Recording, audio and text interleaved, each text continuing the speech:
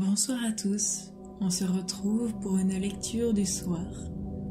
Avant de commencer et de partir dans un sommeil profond, je vous invite à vous abonner à ma chaîne pour que celle-ci perdure dans le temps. Aujourd'hui, la nouvelle s'appelle Les Géraniums et a été écrite par Kathleen Deb. 19 mars 1983. Elle m'a regardé avec de gros yeux ronds quand je lui ai annoncé l'affaire et n'a plus émis un son durant les 3 heures qui ont suivi. Elle ne s'y attendait pas, évidemment. Qui peut s'attendre à une telle annonce de la part d'un homme qui partage sa vie depuis 20 ans? Elle croyait sans doute me connaître tout entier et que je ne la surprendrais plus jamais, de quelque manière que ce soit. On a tout connu ensemble, la vingtaine, les sorties, la naissance de nos enfants, l'achat de la maison, la rénovation de la maison, l'aménagement du jardin de la maison, la redécoration de la maison, la rénovation de la cuisine quand il n'y avait plus rien à faire dans la maison, bref. Et puis les choses moins drôles, le décès de certains proches casse-bonbons, mais quand même, le quotidien avec les poils dans la douche et la laine de bouc le matin, la chemise de nuit de bobonne. Chacun établira ici l'ordre de gravité comme il le souhaite. Une vie où la plus grande inconnue est de savoir si l'on va mettre la nappe bleue à fleurs jaunes ou la nappe rouge à nœuds roses quand ma tante viendra dîner ce dimanche à 11h45 tapante juste après la messe. Et là, paf! Je lui sors que j'ai enterré un cadavre à côté de la cabane à outils et qu'il ne faut surtout pas qu'elle aille planter ces géraniums-là. 20 mars 1983. Je pensais qu'elle allait me quitter, mais elle ne l'a pas fait. Elle se comporte comme si de rien n'était. Je voudrais lui raconter toute l'histoire pour qu'elle sache que c'était un accident et que je suis toujours celui qu'elle a épousé, mais j'ai peur d'aggraver les choses. Elle n'a pas l'air de me craindre. Elle essaye peut-être juste d'oublier. Elle ne m'a adressé la parole qu'une fois aujourd'hui, pour me dire qu'elle avait trouvé un autre endroit pour les géraniums. Et si elle aussi, elle avait déjà tué quelqu'un? 21 mars 1983. C'est lundi. En attendant, moi, il faut aussi que je justifie l'absence de Jean-Claude au bureau, sans qu'on se pose trop de questions. Le boss est déjà passé m'interroger. Heureusement que j'ai amené du déodorant et un t-shirt de rechange, parce que je suis déjà comme un porc. Je le savais, que je n'avais pas les nerfs assez solides pour être un meurtrier. Mon corps n'a aucune résistance au stress. 21 mars 1983, midi. Apparemment, ça ne m'a pas empêché de donner une performance digne de ce nom. Si j'échappe à la prison, je pourrais peut-être me lancer dans le théâtre. C'est moins risqué que le meurtre et ça me ferait une activité hebdomadaire. Germaine a bien ses soirées Tupperware, elle. 21 mars 1983, soir.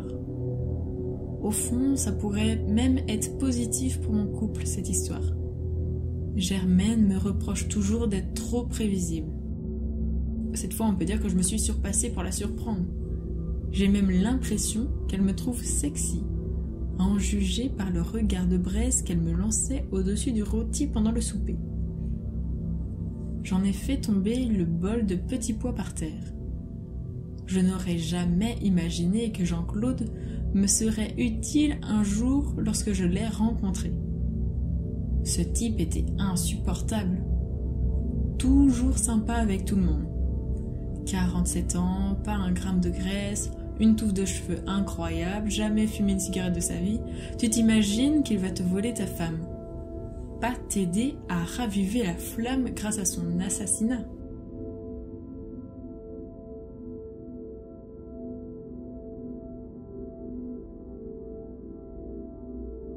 21 mars 1983, 23h31.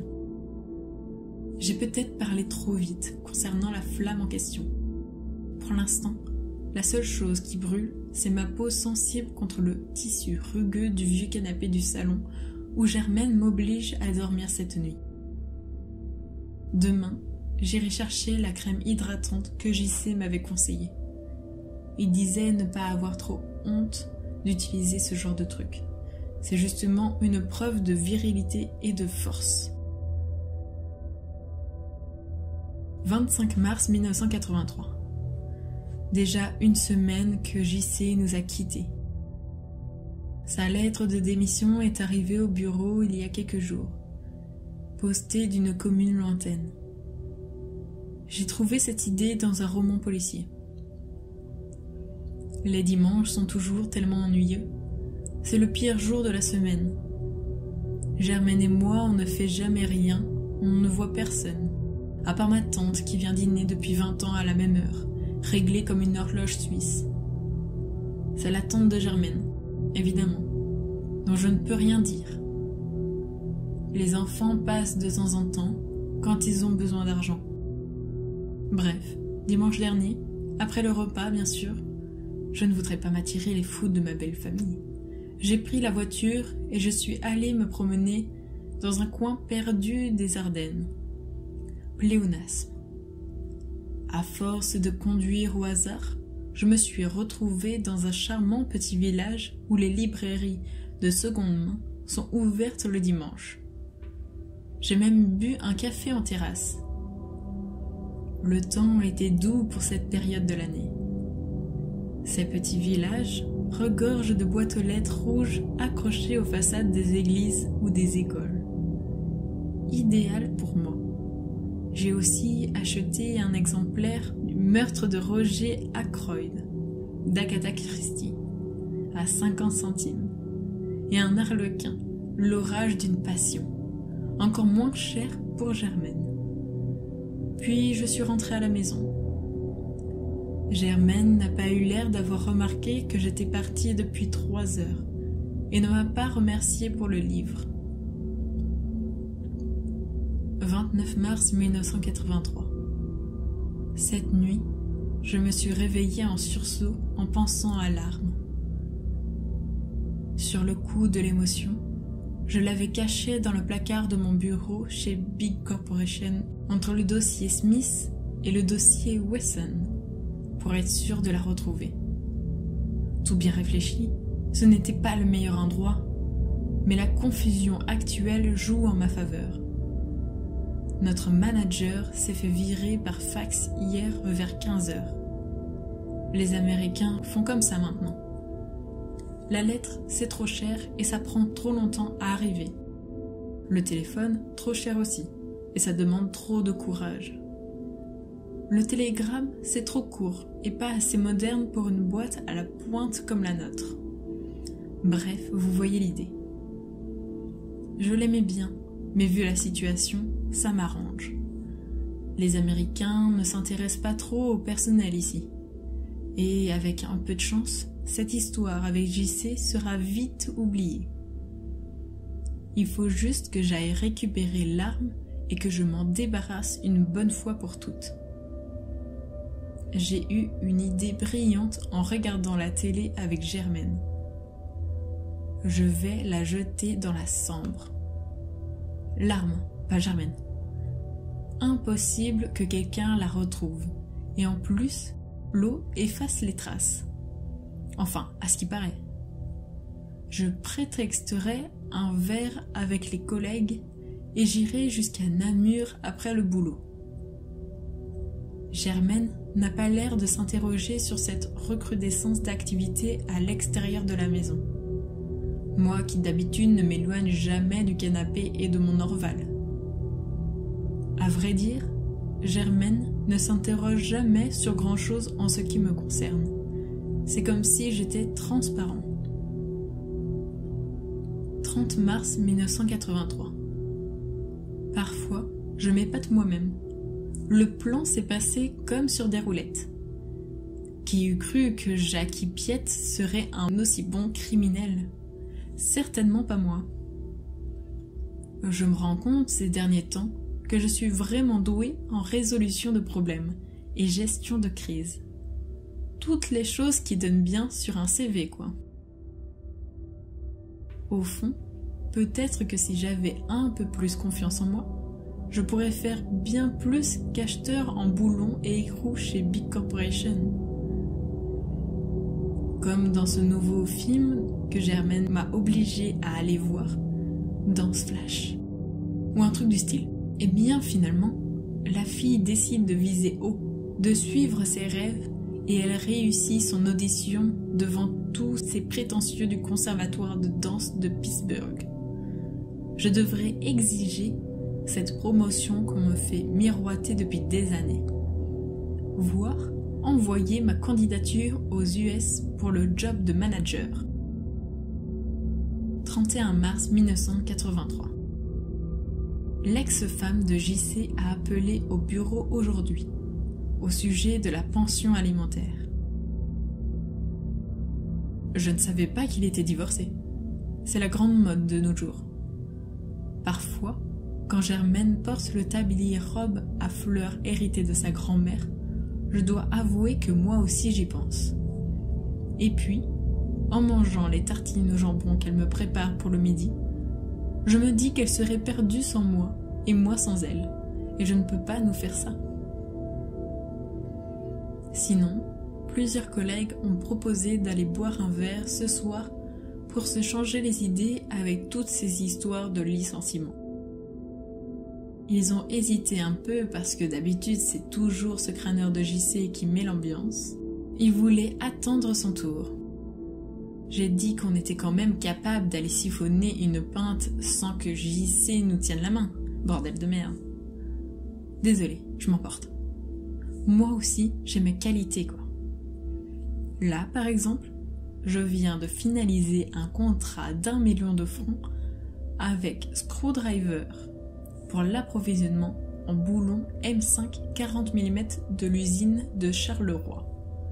Est-ce qu'on me félicite? Non! Il n'y en a que pour les acheteurs cool comme JC et ses gros investissements. 1er avril 1983. Je me détends un peu en écoutant ma nouvelle cassette de Culture Club. Hier, le verre avec les collègues s'est bien déroulé. Au final, on n'a pas trop parlé de JC. Aujourd'hui, j'ai passé une bonne journée. D'ailleurs, Germaine a même fait un petit pas de danse tout à l'heure en rentrant. Elle est de bonne humeur aussi. Ça fait longtemps que je ne lui ai pas demandé comment ça va à la jardinerie. C'est la meilleure vendeuse de plantes carnivores qu'il n'ait jamais eue. On avait ça en commun, la fibre commerciale. Ça me rend tout nostalgique d'y repenser. Ces derniers temps, même avant mon annonce, je la trouvais encore plus distante que d'habitude.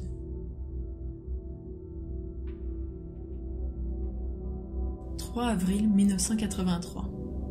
Aujourd'hui, les enfants sont venus car c'est le week-end de Pâques. Je n'ai pas réussi à me détendre. Je revois sans cesse le visage de JC au moment fatidique. Surpris, effrayé et réalisant qu'il est trop tard. Tout est allé si vite. Ce n'était pas prévu, bien sûr. Il m'énervait, mais bon, si je devais tuer chaque personne qui m'énerve, le département vente internationale serait vide depuis longtemps. C'est cet imbécile qui a tout provoqué lui-même. Apporter un flingue au boulot pour faire le malin, mais quelle idée! Moi j'étais restée tard pour finaliser le contrat avec Screwdriver, qu'il fallait absolument signer le lendemain. Stupide boulon! Ça ne serait jamais arrivé avec des écrous.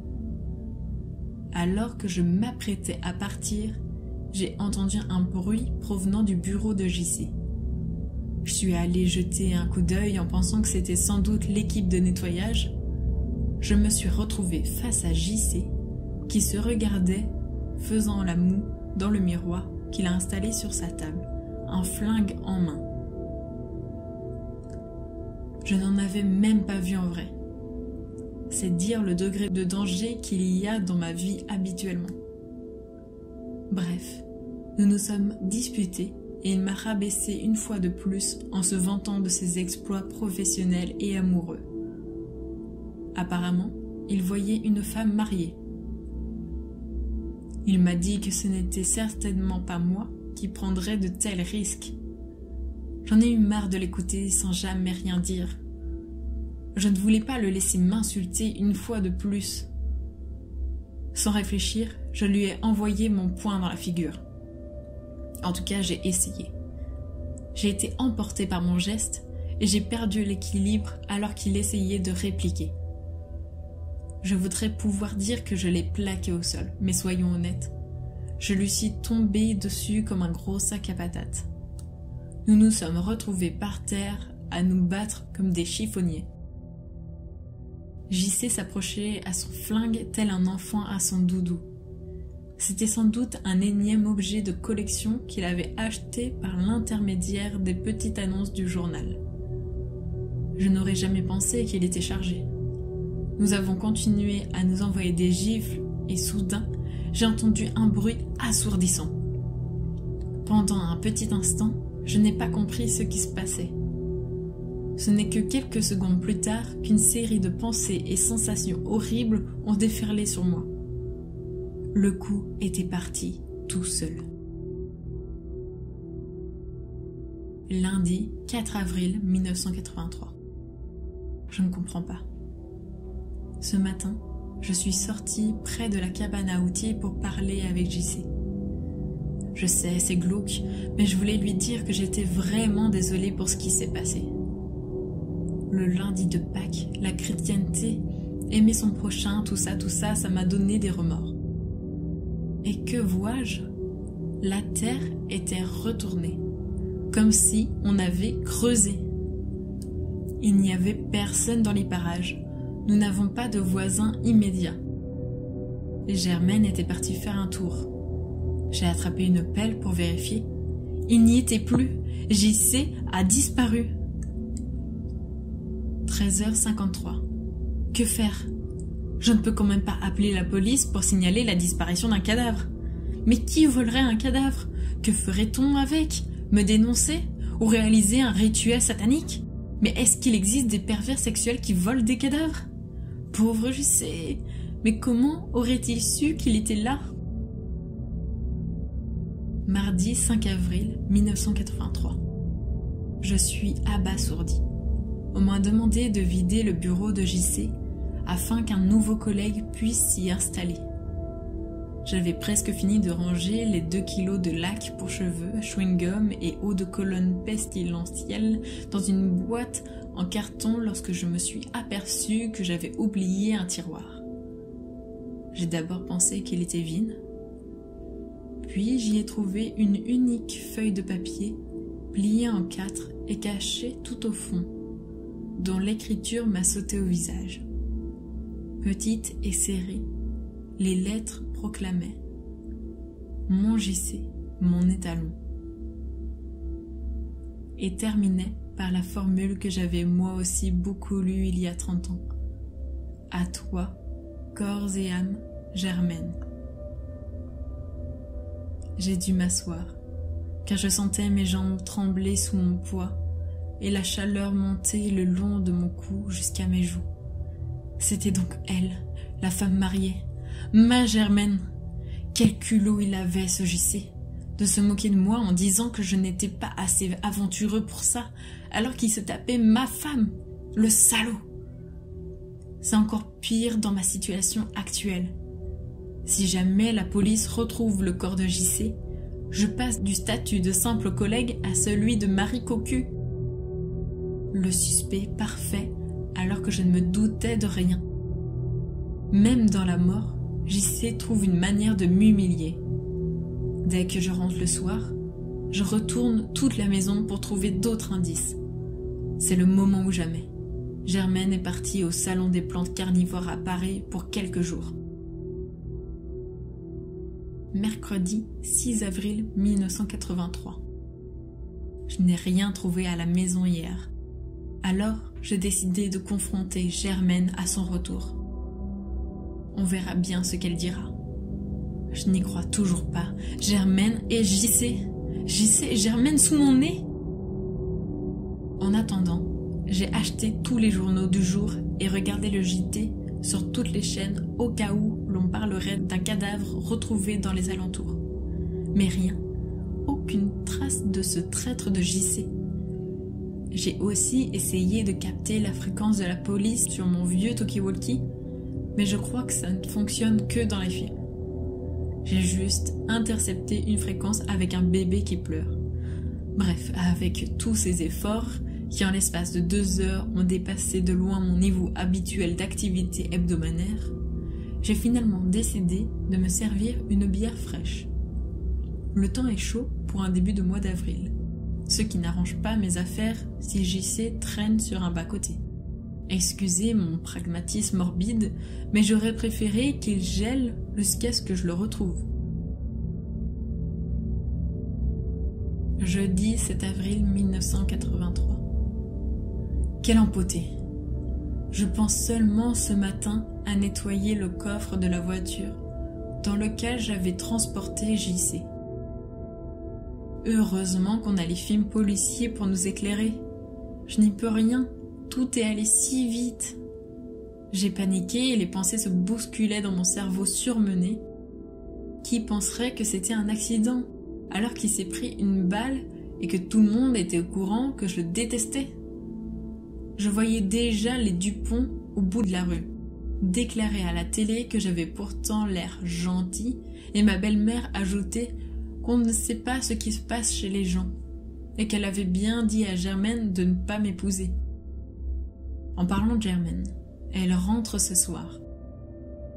Je suis déjà stressée à l'idée de notre conversation. J'ai très peu dormi. Depuis quand cette liaison durerait-elle? Était-ce même le premier? Que vais-je faire après? La quitter? Je ne m'en sens pas capable, surtout avec ce qu'elle sait. Nous sommes coincés l'un avec l'autre, quoi que nous voulions. Quand j'y pense, ça doit être pour ça qu'elle est aussi bizarre. Non seulement son mari est un meurtrier, mais en plus il a tué son amant. Peut-être l'aimait-elle vraiment. Mercredi 15 juin 1983. Je n'ai pas écrit depuis quelque temps. Ce jour-là, en rentrant chez moi, j'ai trouvé un mot de Germaine posé sur la table de la cuisine. Arrête de le chercher, je me suis occupée de tout. J'ai d'abord cru qu'elle parlait des preuves de son infidélité, puis j'ai pensé à JC, qui avait disparu. Elle m'a fait comprendre dans les jours qui ont suivi que je n'aurais plus à m'en inquiéter et qu'il ne fallait plus jamais aborder ce sujet. Je sais qu'elle l'a fait pour moi, parce qu'au fond, je ne suis peut-être pas aussi insignifiant à ses yeux que je ne le pensais. Alors aujourd'hui, jour de la Sainte Germaine, je m'arrête lui acheter quelques géraniums qu'elle pourra bien planter où elle veut. J'espère que ce court récit vous aura plu. Je vous remercie de m'avoir écouté et je vous souhaite une agréable nuit et vous dis à très vite.